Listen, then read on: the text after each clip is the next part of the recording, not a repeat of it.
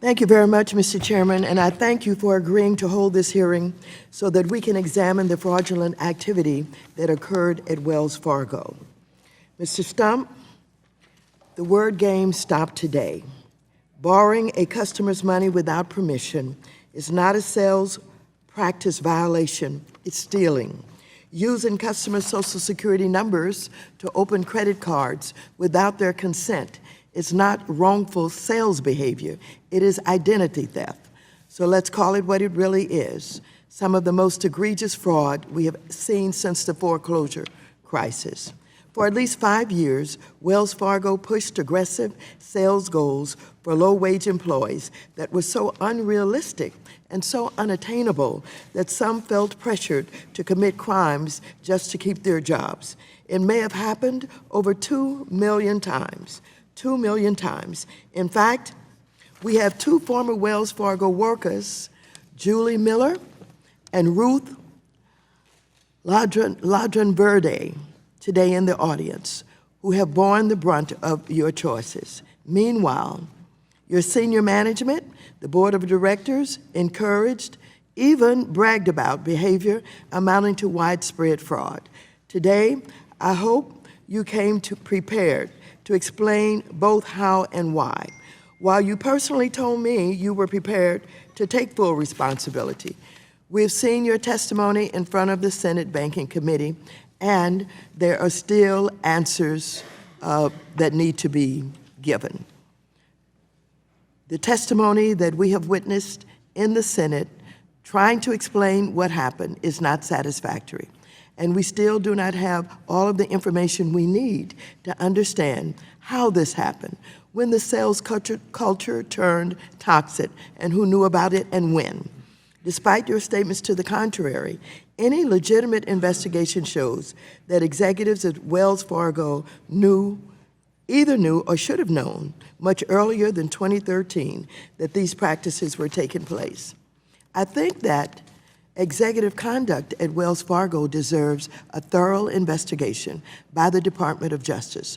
Someone is responsible for the broken culture that led to this behavior needs to be held responsible, not the lower level employees that have been left to bear the weight of the mistakes that have been made.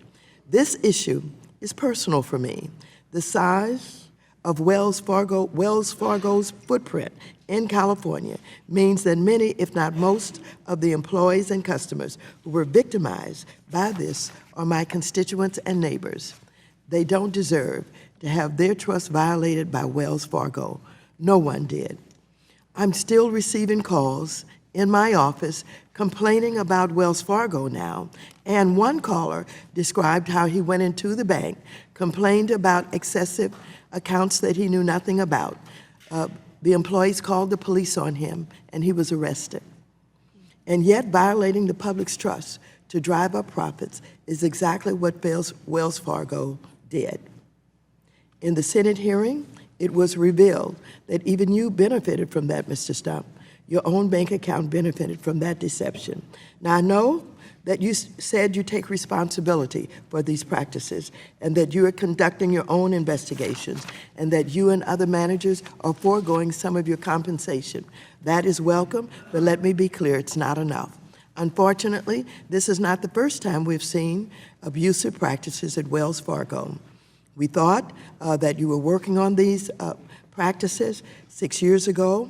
Your mortgage executive sat right here in this very chair, reassuring my subcommittee that you were committed to fixing Wells Fargo's forgery of mortgage documents, and yet we haven't seen the problem fixed. We've just seen it migrate to another part of your bank. So I hope today we can hear from you, Mr. Stumpf, because the American public deserves to know what happened at Wells Fargo and why customers were ripped off so blatantly and repeatedly.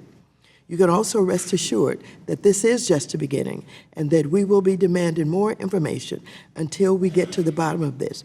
And of course, I urge your cooperation, and I must tell you that I've known you for a while. I've communicated with you. At times you've been very helpful to my constituents, so I'm very disappointed, and we must get to the bottom of this. and I want to be able to receive the documents and information that we requested from you. I'm told that they have been refused. I think it is in your best interest to come forward with those documents. Mr. Chairman, I yield back the balance of my time.